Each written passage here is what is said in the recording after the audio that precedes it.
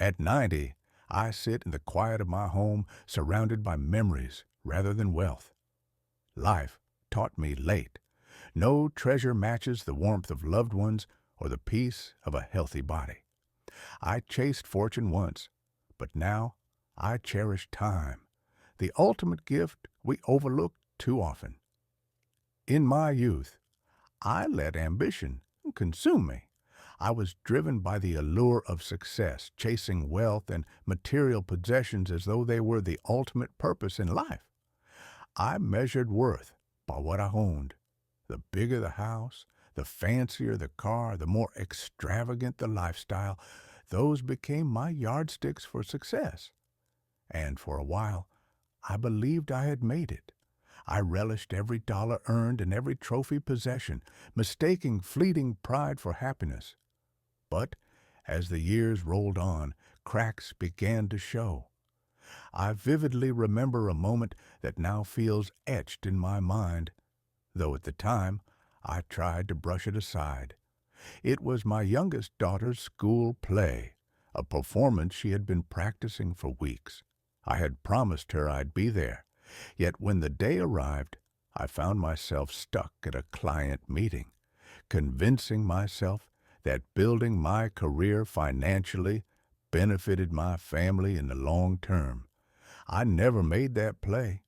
Instead, I came home to a child too hurt to even cry, and the guilt that sat heavy in the silence between us that night never truly faded. The truth hit me when moments like this began piling up: missed birthdays, forgotten anniversaries, and a mounting distance between myself and the very people I was working so hard for. I bought my children gifts to make up for my absences, but no possession could replace my presence. What good was a new toy for my son when I couldn't toss a baseball with him? What use was a luxurious vacation when we spent more time distracted than connecting? Beyond relationships, I also neglected my own body and soul. Countless sleepless nights, a diet of convenience foods, and chronic stress eventually caught up with me. A minor heart scare in my 40s, a condition that could have been avoided had I slowed down, was my wake-up call. In that hospital room, surrounded by monitors and strangers, the emptiness of my pursuits became glaring. What I had worked for couldn't give me more time. It couldn't repair broken moments with loved ones. Looking back with the wisdom of age, I see the folly of my choices. The regret is real, yet it's tempered by gratitude. Hindsight brought clarity. It helped me learn. Materials fade, but time, relationships, and health are truly priceless. As I reflect on my life, the moments that truly fill my heart with warmth and meaning are not tied to the numbers in my bank account or the cars in my garage. They are memories of the people I loved and the bonds that shaped my life. The relationships that mattered brought me more joy than any worldly achievement ever could. Yet, with that joy also comes regret. Regret for the times I failed to cherish those connections when I should have. I'll never forget the quiet evenings spent on the porch with my wife, Sarah. In those simple moments, we would drink tea, her laughter mingling with the soft hum of the crickets in the background. It wasn't the vacations in extravagant resorts I remember most, but those ordinary nights with her, holding her hand and talking about everything and nothing. However, far too often I prioritized my work over those precious evenings. I'd come home late, preoccupied with deadlines and deals, leaving little room for the intimacy we once shared. By the time I realized my mistake, many of those evenings had already slipped past us, lost forever.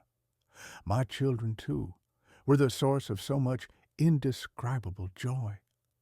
I remember teaching my eldest daughter to ride her bike. Her squeals of excitement and triumph still echo in my mind. but I also remember the countless childish paintings hung on the refrigerator, the ones I praised briefly before hurrying off to answer yet another business call. I see now that for them, my time and attention were worth far more than any gift I could buy. My failures to prioritize these moments, these fleeting chances to be part of their lives, are scars I carry to this day. Even my friendships became casualties of my relentless pursuit of wealth. One of my closest friends, Mark, would often call to catch up or invite me for a drink, but I turned him down time and time again, citing work commitments. I didn't even attend his 50th birthday party. When he passed away unexpectedly, I was left with an unbearable weight, guilt for lost opportunities to simply be there for him. Looking back, the relationships I failed to nurture leave a void greater than anything material possessions can fill. But the ones I did cherish, even belatedly, offer solace.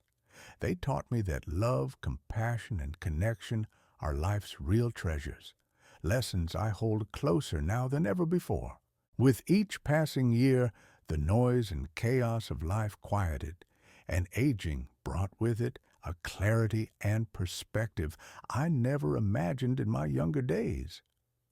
When I was younger, I was blinded by the pursuit of material possessions. I used to believe that wealth and success could bring me happiness, that my worth was measured by the size of my home, the luxury of my car, or the figures on my paycheck. But as the years slipped through my fingers, I came to realize that none of these things truly mattered. Now, I see that the ultimate currency of life is time, precious, fleeting, and profoundly irreplaceable. What I own today, at 90 years old, carries little meaning compared to what I've lost and gained in my relationships with others. The expensive furniture in my living room does nothing for me when I sit alone in its silence. The biggest house on the block could never fill the emptiness of lost time with loved ones. Those luxury cars I once chased and boasted about, they are now replaced by the joyful simplicity of sitting in a park, watching children laugh as they kick a ball, the warm sun on my face serving as a reminder of life's beauty. Aging has taught me something invaluable. Joy lies not in grand accomplishments or extravagant purchases, but in the simple acts of being present. Moments once dismissed as insignificant now stand as the most valuable. A quiet walk in the park with my wife before she passed, sharing a meal at the dinner table with my children as they recounted their day, or the simple comfort of sipping tea by the fire, all of it outweighs any material possession I ever worked for. These moments are rich with meaning, and they carry no price tag. Another profound realization that aging bestowed upon me is how little control we have over time. The possessions I worked tirelessly to accumulate could not buy me even a single extra day with the people I love. I cannot rewind the clock or trade wealth for health. And so, I've learned to appreciate the present, to savor every moment, and to spend my remaining years connecting with others rather than accumulating things. In learning to let go, I have discovered peace. Peace in valuing the intangible, in treasuring relationships, and in cherishing the beauty of life's smallest gifts. Aging is a great teacher. Its lessons may come late, but they are loud and clear. Life is short, and only love, time, and connection endure. In my younger years, self-care was a concept that I simply couldn't afford to entertain, or at least that's what I told myself. I saw every hour spent at the gym, every quiet moment for reflection, or every nutritious meal replaced with fast food as a distraction from my real responsibilities. Making money climbing the professional ladder and building a life I thought would make me happy.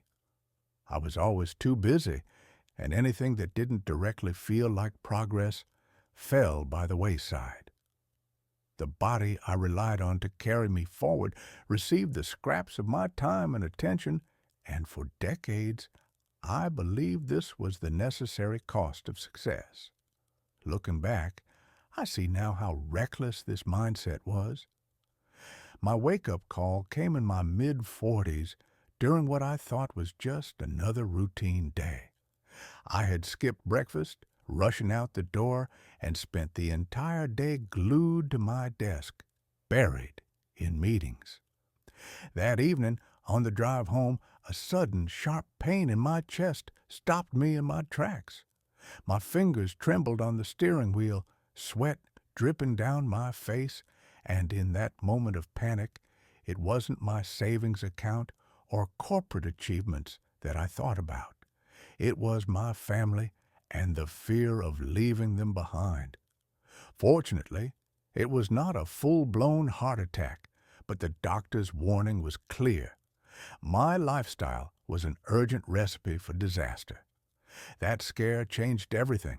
It forced me to reevaluate my priorities and finally place my health ahead of my career-driven madness. I began to eat better, making fresh, wholesome meals a cornerstone of my routine, finding joy in cooking and sharing food with my family rather than grabbing a processed meal on the go. I started walking each morning, savoring the crisp air and claiming that time is my own, a small act of kindness to my body that grew into a regular, restorative habit. Slowly, exercise and mindfulness became means of reclaiming not only my physical strength, but also my mental peace. Prioritizing my health wasn't just about me. It made me more present in the lives of my loved ones, more attentive in conversations, and more available for the simple, beautiful moments that make life meaningful. Taking care of myself reminded me that wealth can't buy time or energy, but investing in your well-being is a gift that keeps giving. As I sit here at 90 years old, with more years behind me than I have left ahead, one truth shines brighter than all the rest. Time is the ultimate treasure.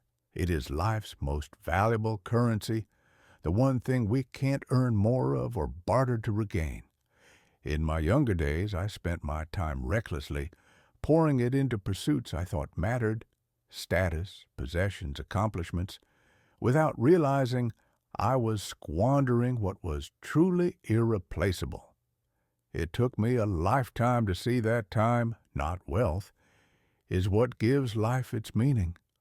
Looking back, I wish I had spent more time on the things that truly mattered, holding my wife's hand for a little longer, listening to my children's laughter without distractions, and building memories with my friends that I would cherish forever.